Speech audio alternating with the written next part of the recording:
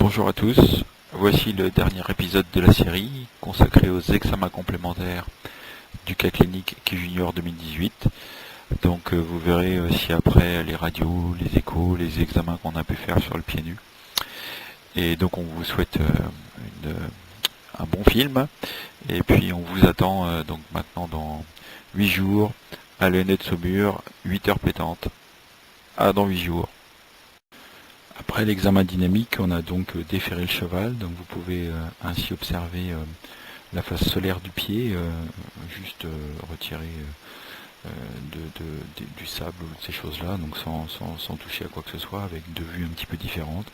Donc vous pouvez observer le pied, la forme de la fourchette, la forme des barres, la forme de la sole.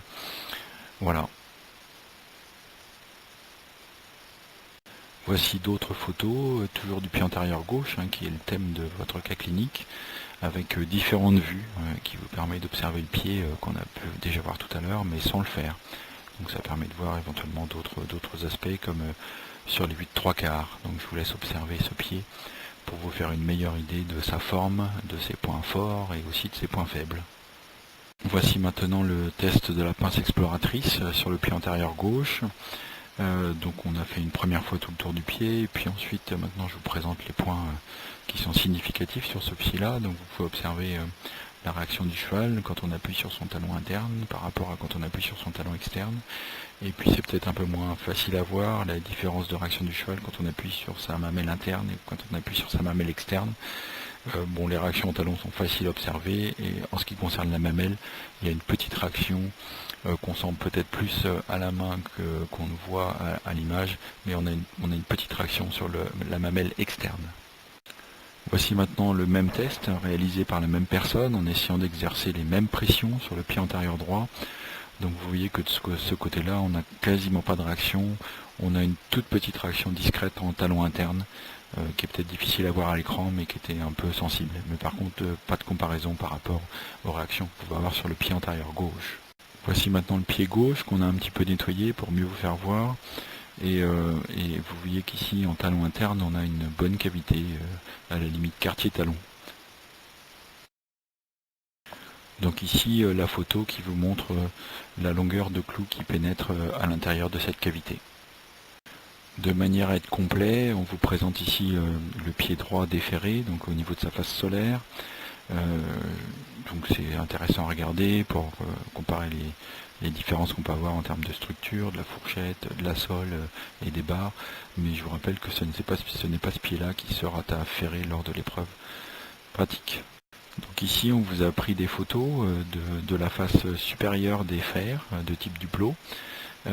Donc à gauche de l'image c'est le pied gauche, à droite de l'image c'est le pied droit. Donc je vous laisse observer les points de pression, les éventuels points d'usure en face supérieure du fer et la répartition des charges.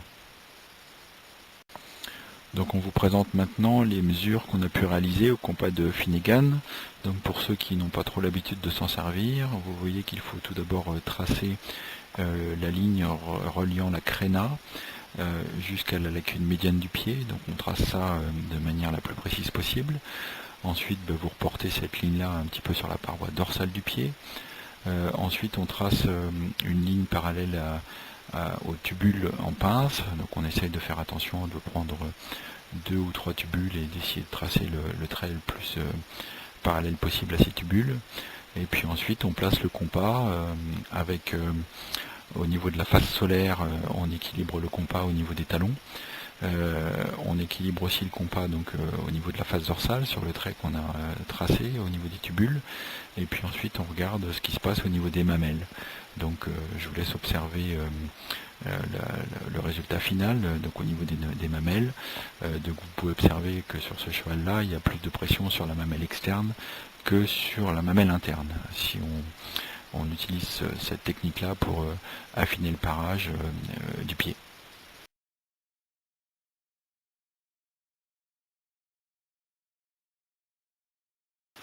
Voici la mesure donc avec ce même compas de Finnegan réalisé sur le pied antérieur droit. Donc on vous a pas montré le traçage de la ligne médiane sur la face solaire. On vous montre seulement le résultat final. Et donc vous pouvez voir qu'une fois tout placé, quand on regarde le pied vu de dessous, on a une application des mamelles qui est symétrique sur ce pied-là.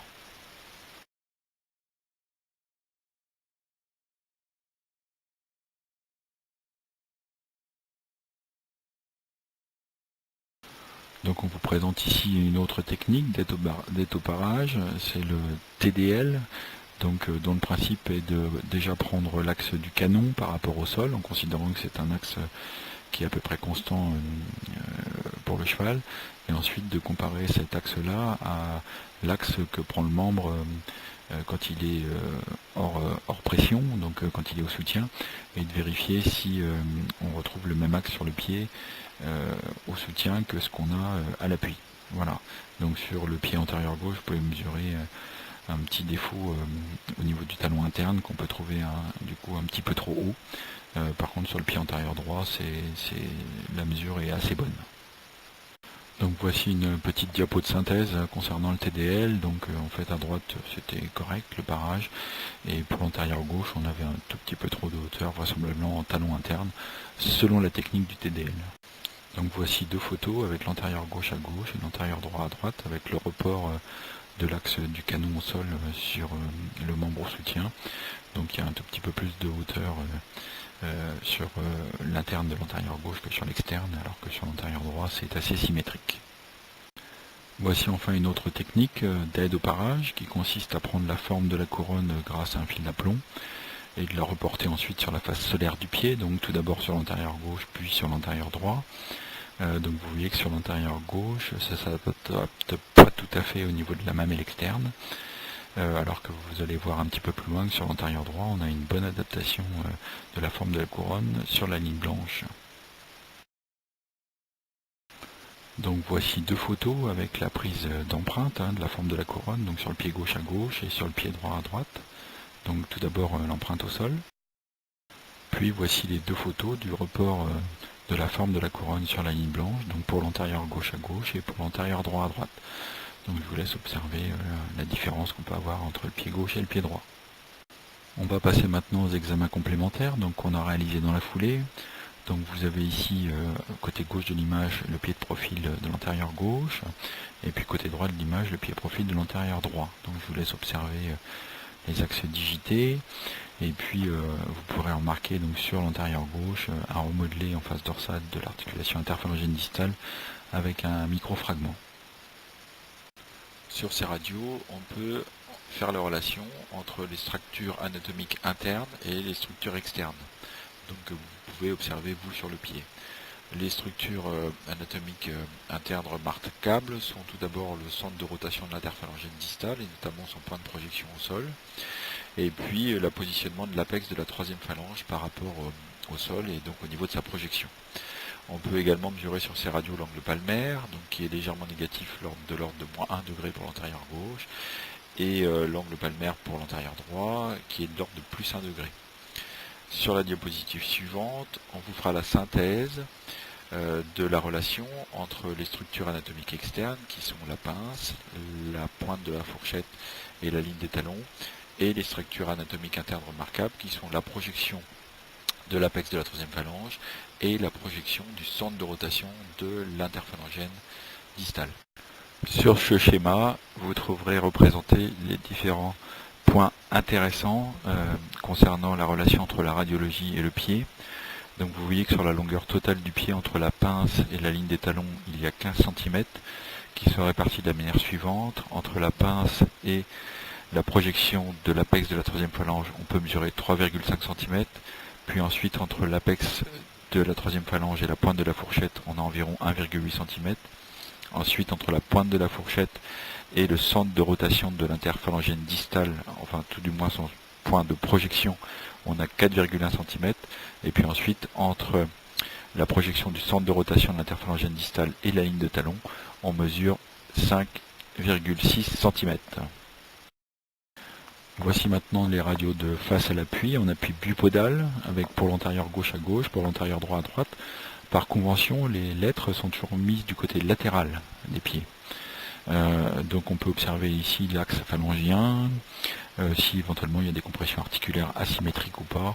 Voilà, donc je pense pas qu'il y ait de compression articulaire asymétrique. Pour les axes phalangiens, vous jugerez par vous-même dans quel sens ça part. Voici maintenant les radios de pied classiques, prises sur cale, au soutien, avec l'antérieur gauche à gauche, l'antérieur droit à droite, avec toujours le marqueur positionné latéralement. On peut remarquer sur le bord distal du naviculaire une petite fragmentation, ici sur l'antérieur gauche, et je vous demande d'observer les différences d'épaisseur de l'espace articulaire ici entre l'antérieur gauche et l'antérieur droit. Donc vous pouvez observer qu'il y a une différence entre les espaces articulaires du pied antérieur droit et l'espace articulaire du pied antérieur gauche. Voici maintenant les vues tangentielles des pieds qui permettent de mettre en évidence la facies flexora du naviculaire et puis les processus palmaires, donc du pied gauche à gauche et du pied droit à droite. Et donc vous pourrez observer ici les deux pieds. Est-ce qu'il y a des variations, est-ce qu'il n'y a pas de variations? Globalement, sur ces radios-là, il n'y a pas de choses significatives à mon sens.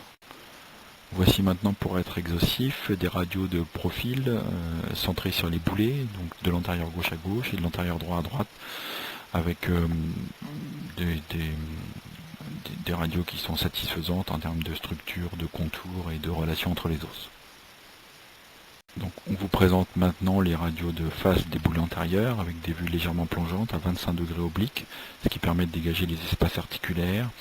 Vous pouvez également observer les axes entre la première phalange et le canon, ce qui peut vous donner des compléments d'information par rapport à vos observations précédentes. Est-ce qu'il y a des rotations, est-ce qu'il y a un varus, un valgus ou quelque chose comme ça. Au niveau des structures ostéo-articulaires, il n'y a rien de spécial à signaler. Voici pour terminer l'examen radiologique des carpes. Avec donc l'antérieur gauche à gauche de l'écran, l'antérieur droit à droite de l'écran. Je vous rappelle que les marqueurs sont latéraux, donc ça vous permet de regarder les angulations entre le radius et le canon. En ce qui concerne les structures ostéo-articulaires, on n'a pas grand chose à signaler, si c'était un tout petit peu de sclérose en partie haute du canon médialement. Mais globalement, ce sont des radios qui sont satisfaisantes pour un cheval de 17 ans. Voici maintenant l'examen échographique des ligaments collatéraux interphalangiens distaux avec une coupe transversale côté gauche de l'image, avec à gauche le ligament collatéral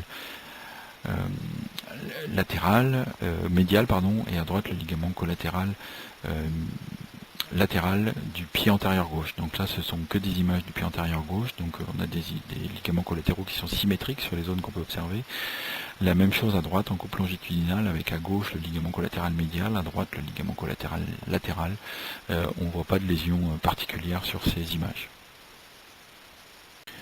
Voici maintenant l'échographie de la face palmaire du pied avec à gauche les coupes sagittales et puis à droite les coupes transverses. Donc sur les deux images de gauche, donc à gauche on a le pied gauche, à droite on a le pied droit. Donc vous pouvez observer l'articulation interphalangienne distale avec le récessus palmaire, le ligament sésamoïdien collatéral, le sésamoïde et le passage du fléchisseur profond. La même chose sur l'antérieur droit. Et puis ici sur la coupe transverse, donc ça c'est l'antérieur gauche et ça c'est l'antérieur droit. Et donc vous pouvez observer sous les deux lobes du fléchisseur profond, ici il y a une poche de liquide qui correspond à une distension de la bourse du naviculaire. Donc sur ces images échographiques, on voit une distension de la bourse du naviculaire du pied antérieur gauche.